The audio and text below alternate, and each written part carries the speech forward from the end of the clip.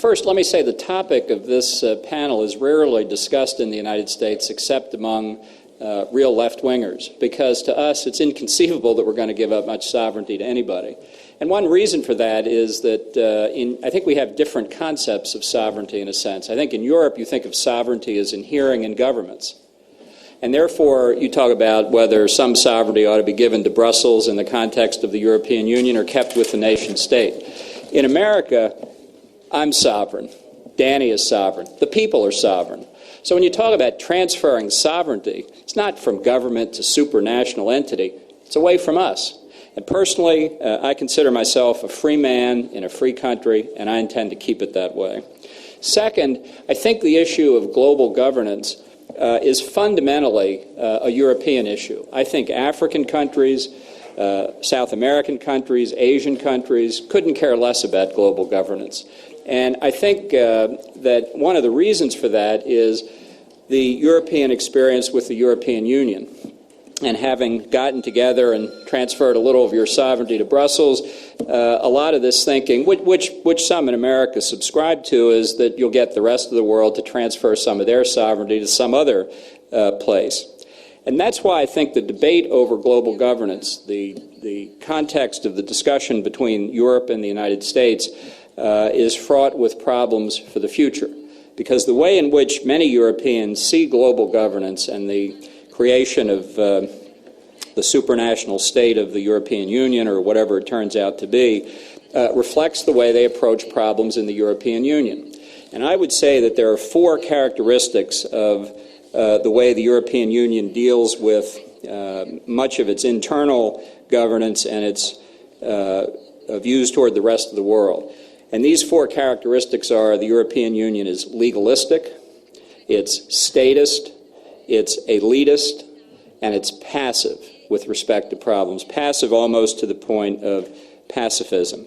By legalistic, I mean a resort to legal forms and structures rather than political forms, economic forms, or, worst of all, military forms. Statist and indeed mercantilistic in the sense that Europe relies on governments principally for solutions, not on individuals or private associations. Elitist, because so much of what happens in Europe is really controlled by a very small number of people. And I would argue that in the context of international affairs, the resort to having diplomats solve problems is one of the most elitist forms of all. And finally, in passivity, I will come to that in more detail later. Let me give you some examples of how this is played out and why I think this is problematic in the future. First, on the legalistic side, Europe is fascinated by treaties, as if it thinks that treaties actually solve problems in and of themselves, as opposed to people complying with the obligations that they undertake. So the European Union was absolutely intent on creating the International Criminal Court here in Rome, in the Statute of Rome, and has resisted American efforts to sign bilateral agreements under the Rome Statute, under Article 98, for mutual non-surrender with other signatories. So that if an American were in a country that signed a Article 98 agreement, that person could not be delivered into the custody of the International Criminal Court. Europe, and this is a provision found in the Statute of Rome itself, Europe has opposed our efforts to sign these Article 98 agreements all around the world, while at the same time saying that they weren't doing it. The first country to sign an Article 98 agreement with us was Romania. And the consequence for Romania was if they had just done something unspeakable, because the entire weight of the European Union came down to prevent Romania from ratifying the agreement that they had signed. This represents a kind of devotion to treaties that I think is very hard to understand. And it plays out, for example, in the context of Darfur, where the United States has been trying to get a UN peacekeeping force into Darfur, and where the European Union's efforts have been to prosecute various people in the International Criminal Court. In the meantime, the violence, the genocide continues, and not much happens. That is a fascination with legal process as opposed to the real resolution of the problem in Darfur. Second, the notion of statism and the heavy government role in in problem solving, I think, is exemplified by the Kyoto Protocol, which fundamentally, if anybody really implemented, would require massive state intervention in the economy to reduce the standard of living of most countries that made pledges under the Kyoto Protocol that they're not prepared to make. We're still seeing that difference even in the wake of this week's G8 meeting as to how these notional ideas of reduction of carbon emissions is going to take place. And I just suggest that the superficial agreement that the leaders reached in Germany this week will belie a much greater struggle over the role of the state in global warming questions for some time to come. Third, the issue of elitism.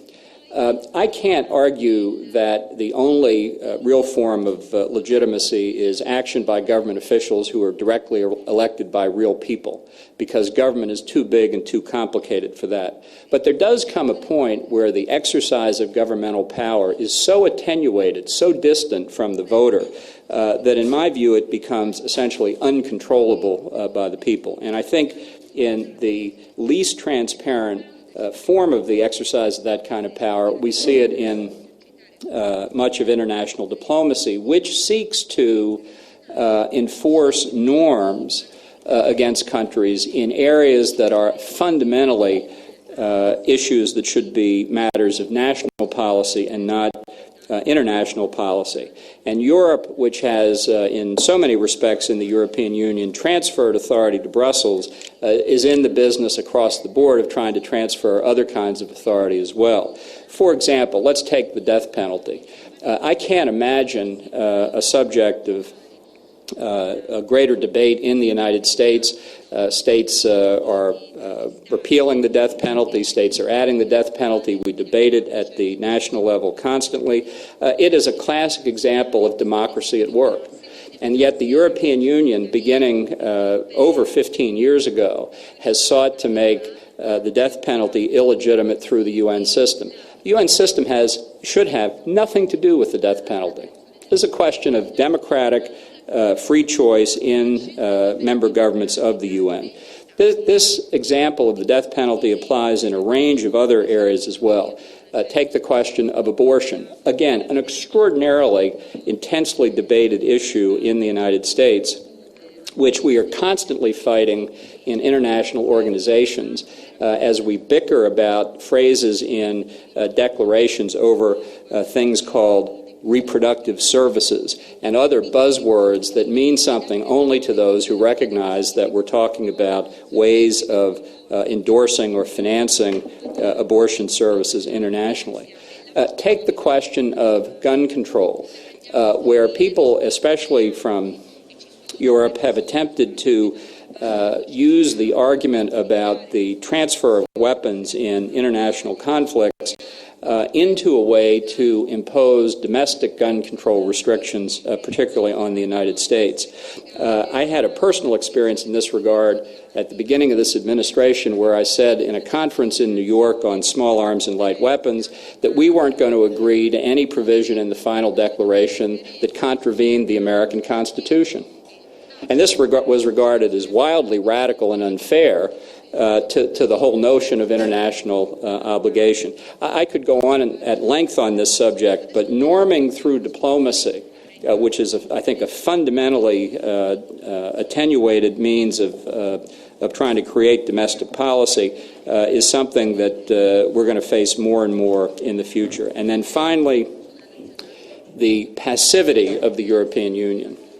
Let's just take this question of Iran's nuclear weapons program. It was the United States that first went to the International Atomic Energy Agency to say we ought to declare what Iran is doing as violative of the Non-Proliferation Treaty and violative of Iran's safeguards agreement with the IAEA. The European Union took up this policy, which should have taken us one, maybe two meetings at the IAEA, which meets quarterly. Should have taken us 3 to 6 months to get through the IAEA. And the European Union dragged it out for over 2 years, during which time Iran simply made progress on its program, solving the problem of uranium conversion and quite likely now solving the problem of uranium enrichment.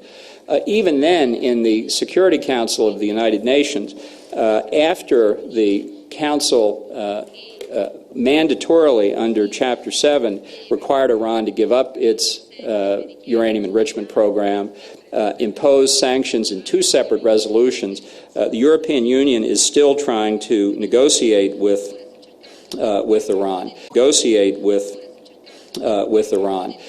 You have to ask yourself at what point you recognize that negotiation has failed.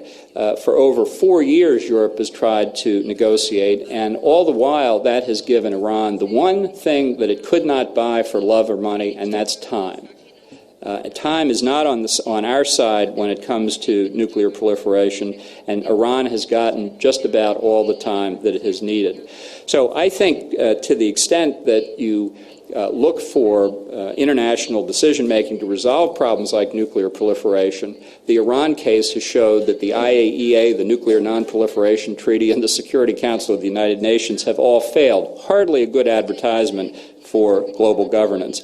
And I think the extent to which the European Union continues to push along these lines in all the various fields that I mentioned simply mean we're going to have more and more transatlantic disagreements, sadly. Thank you, Mr. Chairman.